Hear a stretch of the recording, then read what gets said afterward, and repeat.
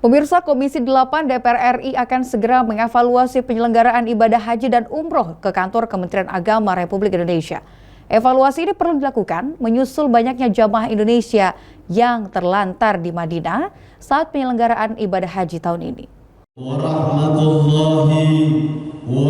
Hal ini diungkapkan langsung anggota Komisi 8 DPR RI Samsudiang saat menghadiri acara Musda keempat dan Musnaker DPD Kesturi Sulsel yang berlangsung di Kota Makassar.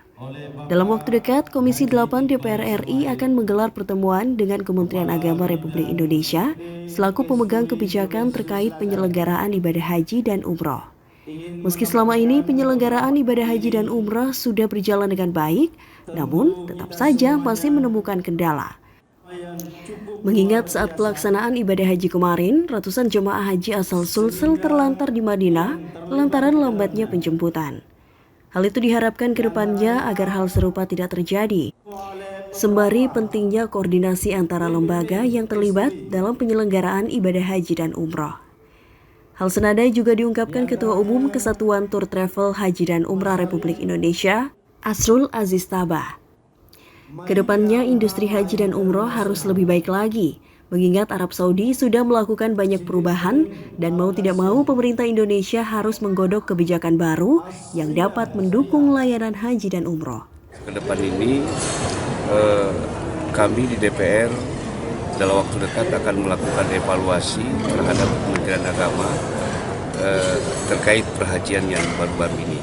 Dan alhamdulillah kita beri apresiasi Kementerian Agama yang telah melaksanakan haji tahun 2023 ini dengan baik, walaupun masih ada masalah-masalah yang kita temukan di Arab Saudi, terutama di Musdalifah, Mina yang terlambatnya dijemput para jamaah-jamaah haji di Musdalifah sampai ada yang malam sampai sore baru dijemput sehingga banyak lansia yang meninggal.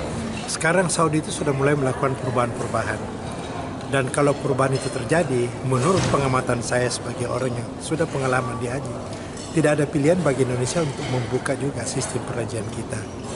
Kalau pemerintah Indonesia tetap mempertahankan sistem penyelenggaraan seperti yang dilakukan sekarang berdasarkan undang-undang, maka saya pikir kita akan ketinggalan jauh.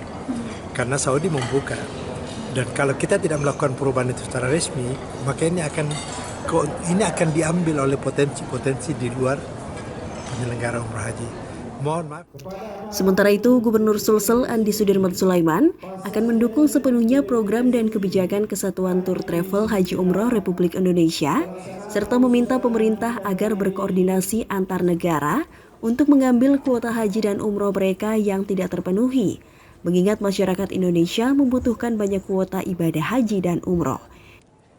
Ya, secara pribadi kemarin sudah menyampaikan ke Menteri yang membidangi di Saudi, Menteri Agamanya, untuk penambahan kuota Indonesia. Jadi paling tidak kuota-kuota yang di luar negeri tidak dipakai, kita bisa dimanfaatkan di switch ke Indonesia ketika tidak terpakai pada waktunya.